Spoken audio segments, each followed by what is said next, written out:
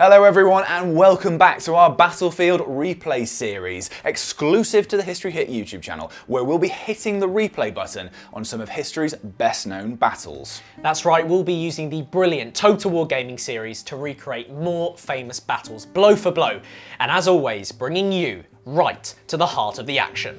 Yeah, thank you so much for all your comments on our first two episodes on Hastings and Agincourt. We really appreciate them, and do keep your suggestions for future battles coming. We're already working on some for early next year. Yes, that's right. But in today's third episode, we're bringing you back to one of ancient history's biggest what-if moments.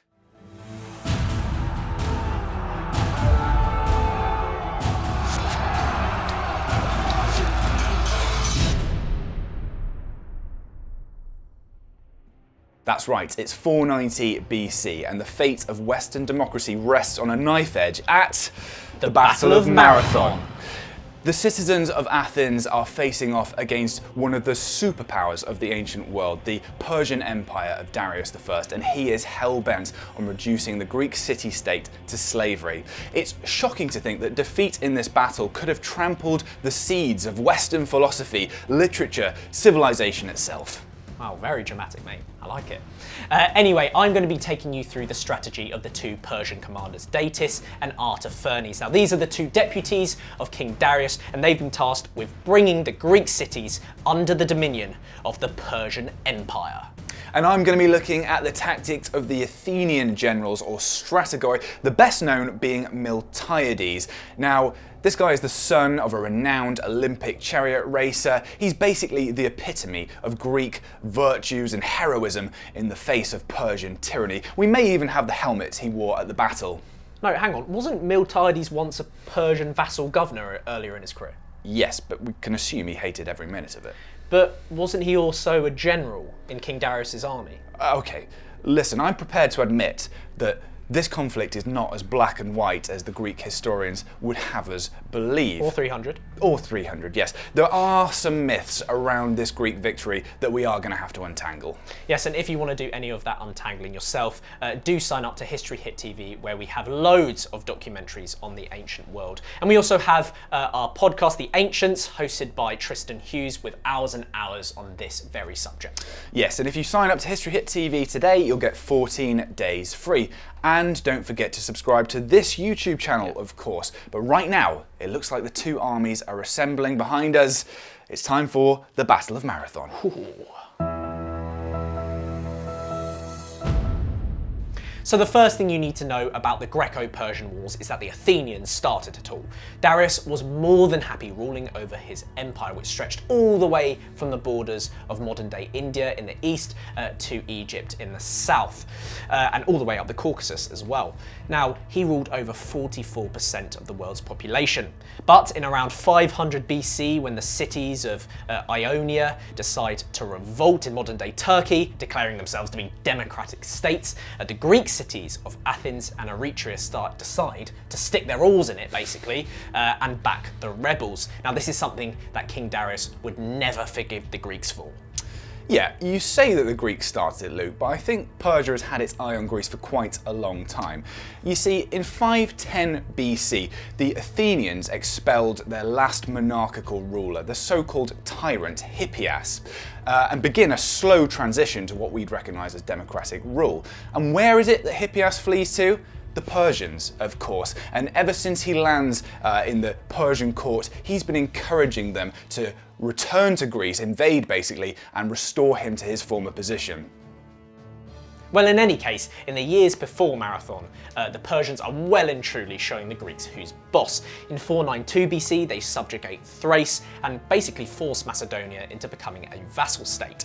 Now, in 490 BC, they assemble a huge fleet under the command of Artaphernes. Now, he is the nephew of King Darius, and they also have Admiral Datis, first to capture the Cyclades Islands and then to push forward and punish Athens and Eretria. Yes, and it was probably quite alarming for the Greeks when they see this Persian fleet successfully cross the Aegean, land in Euboea in midsummer, and they do actually manage to capture Eretria and burn it to the ground, successfully punishing them for their part in the Ionian revolt. Just weeks later, this massive Persian fleet lands on the Attic coastline, 25 miles north of Athens.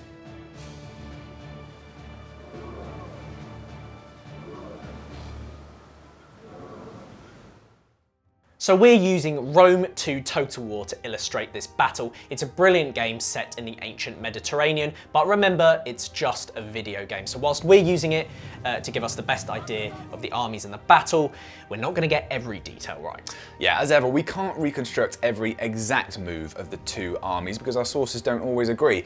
Our closest contemporary source for Marathon is Herodotus. He probably met survivors from the battle, but he does leave plenty of gaps, which historians have to fill with intelligent guesswork. So, it's late summer and the Persians are deciding where to land. Now, they're probably being advised by the exiled Athenian tyrant Hippias on where to disembark. Now, the plains of Marathon, they're wide open and flat, unlike the rest of Greece's rugged coastline. Now, what this means is this allows the Persian infantry and cavalry plenty of room for manoeuvre. Now, Herodotus claims that the Persian fleet was made up of something like 600 triremes, and modern estimates put the Persian army at around 25,000 men, drawn from all over the huge empire. Yeah, meanwhile, the Athenians are relying pretty much on their own citizens, plus a small contingent from the town of Plataea. So it's around 10,000 hoplite infantry in all. They do send a runner, a guy called Philippides, down to ask the Spartans for help, the Spartans being some of the best soldiers in Greece. But the Spartans are busy celebrating a religious festival and apparently will take 10 days to arrive. So this means that the Athenians, on their own back, leave the city. They're not going to stay behind their walls. They head to the coast and they try and block the Persians from moving inland.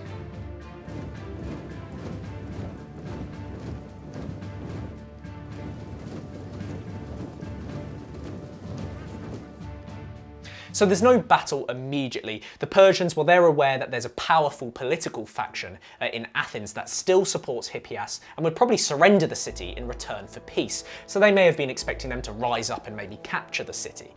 Meanwhile, the Athenians, they've managed to secure a very advantageous spot on the top of the hills overlooking the plain of Marathon. So Artaphernes, he isn't going to want to launch a full frontal assault immediately, but he can't wait for too long because supplies for his huge army, well, they're not going to last forever.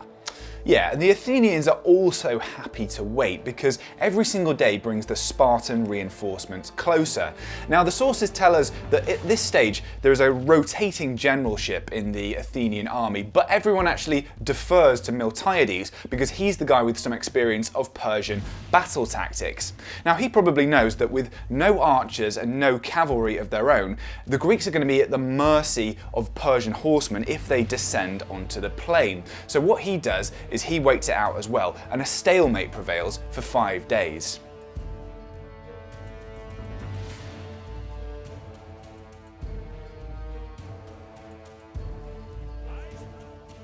So what changes this tactical balance is the subject of much debate. What we do know is at some point the Persian infantry, they're separated from the Persian cavalry. Now this is either because the Persian cavalry have gone out foraging or because they go back to the fleet to re-embark, to sail round the coast back towards the now undefended city of Athens. Yeah, the sources are a little bit confused as to what triggers the battle. It could be simply that the Greeks seize an opportunity to fight a more evenly matched battle with the Persians separated from their cavalry. There's actually an interesting entry in an ancient dictionary that suggests that Greek lookouts who are positioned in the trees give them the signal that the cavalry has left, and this is what sort of starts the battle. But what we do know is that the Greeks make the first move. They move down this hill to attack the Persians. Yes, and even without their cavalry, the Persians could be pretty sure they had the advantage. They had the numbers, and they also had thousands of missile infantry who, in theory, could bring down the Greeks with a storm of projectiles before they engaged. Now, Herodotus claims that upon seeing the approaching Athenians, the Persians thought they'd been overcome by madness.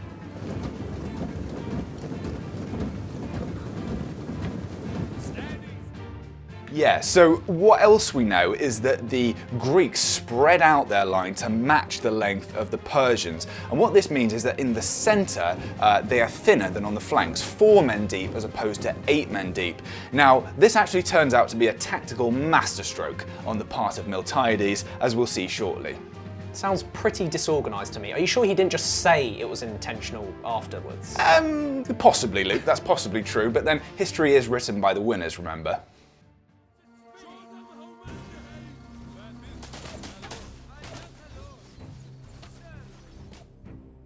So as soon as the Athenians enter the range of the Persian bows, they unleash a hail of arrows. Now we know how effective Persian archery is. It's one of the main reasons why their empire is so big at this point. Now Herodotus actually claims that Persians are taught to use the bow from the age of 5. But usually they're used in combination with cavalry, who are able to pin the enemy target down, and then they're stationary. Yeah, and the Athenians are well aware of the danger of Persian archers at Marathon. Their army is made up almost exclusively of armoured hoplite infantry, so called because of the bronze-covered hoplon shields that they would interlock during battle. Now most of these guys are carrying spears or short swords, so they want to get into hand-to-hand combat as soon as possible. And this leads to, according to Herodotus, one of the first incidents of a Greek army charging into battle, breaking into a run as soon as the Persian arrows start falling.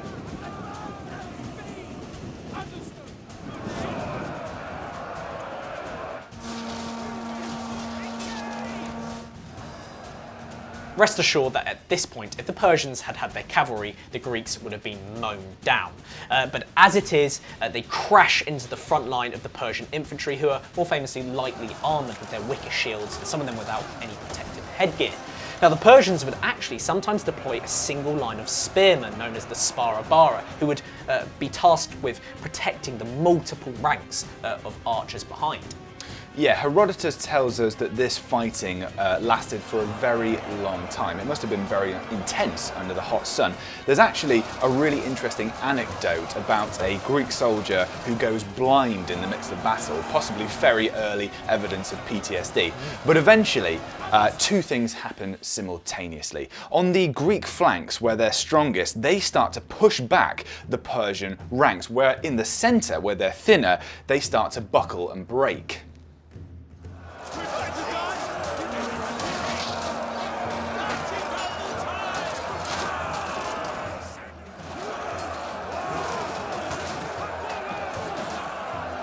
So in the centre of his army, Artaphernes places his best troops, those from Persia itself and the Sake, a tribe from the steppes north of modern Iran. Now, they actually managed to push back the centre of the Greek line and eventually break through and start chasing them inland, but they're let down by the mass of levy and conscript troops on the flanks, who are starting to buckle under the pressure.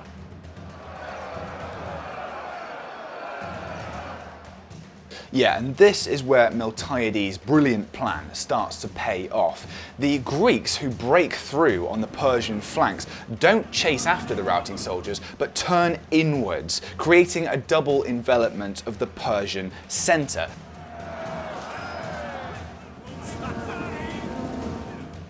The Persians who have broken through try to return to the battle but find themselves surrounded. Now in this fighting, the Greeks do lose some of their leaders, including the war archon Callimachus, who's actually the nominal leader of this army. But it's actually the Persians who are suffering extremely heavy casualties.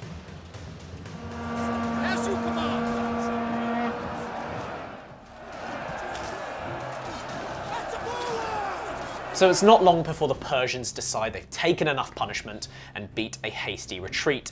Now, not knowing the terrain, a lot of them retreat into the marshes surrounding the battlefield. Others are slain as they try and re-embark on the Persian ships. Now, Datis and Artaphernes, they don't fancy hanging out on the beach. They manage, luckily, to escape. Yeah, the Greeks who were chasing after the Persians actually managed to capture 7 ships, which sounds like a lot, but when you remember that the Persians arrived with 600, this evacuation was probably quite successful. There's a nice little story about the brother of the Greek playwright Aeschylus grabbing hold of a Persian trireme and attempting to pull it to shore and having his hand chopped off. But even though the Greeks have won a great victory, the threat to Athens is not over yet.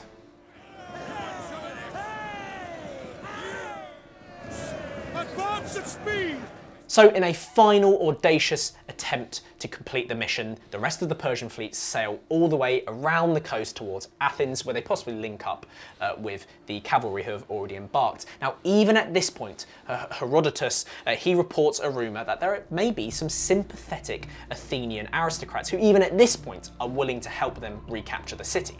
Yeah, and as if the Athenian army hasn't proved itself tough enough already, they are now force-marched overland from Marathon to Athens in full armour to intercept the Persian fleet. And they managed to get there just in time to stop the Persians landing. Now Datis, the Persian admiral, seeing the Greek soldiers on the shore, is so disheartened that he orders his whole army back to Asia. And funnily enough, the Spartans arrive at Marathon the very next day. Aren't you forgetting the bit about the guy who runs 26.2 miles from Marathon to Athens and then he dies of exhaustion? That's like the best bit of the story. No, I never forget anything, Luke. That's just a made-up story. What? Yeah, I mean, Herodotus does mention a runner who goes from Athens to Sparta before the battle to ask them for help. That's a distance of 140 miles, so that's pretty impressive.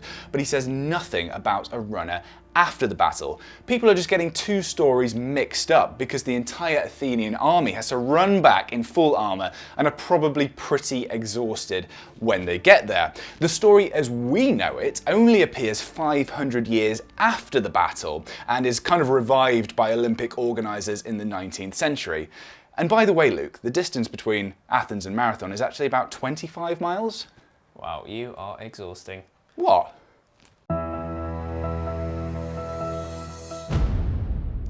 Well done, mate. Admittedly, the Battle of Marathon was a pretty impressive victory, Thanks. even if the strategy was a big fluke. Now, the Battle of Marathon has achieved legendary status, I'll give you that, but it barely made a dent on the Persian Empire. In fact, Darius' son Xerxes, he'd be back with another attempt to conquer Greece just 10 years later, where he'd succeed in razing Athens to the ground. Yes, but you have to remember, Luke, that Marathon is the inspiration for all Greek resistance to Persia after this point, including the eventual defeat of Xerxes himself.